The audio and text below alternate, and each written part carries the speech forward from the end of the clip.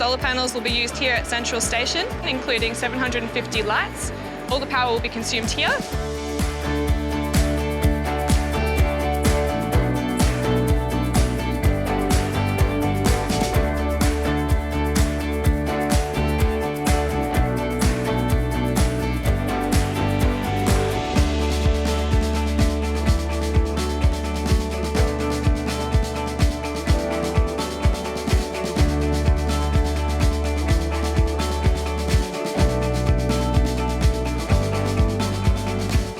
So the panels are installed by a team of 2. They're lifted up by a forklift in pallets, and they walk the panels out individually into their position, and then they attach them with brackets onto the top of the roof sheets to secure them into place.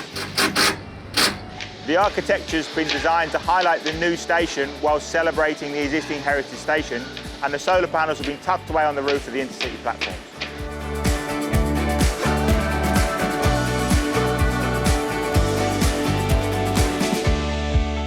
The collaborative design and amazing engineering that the team has done makes me incredibly proud, and we're bringing a lot of great value to Sydney.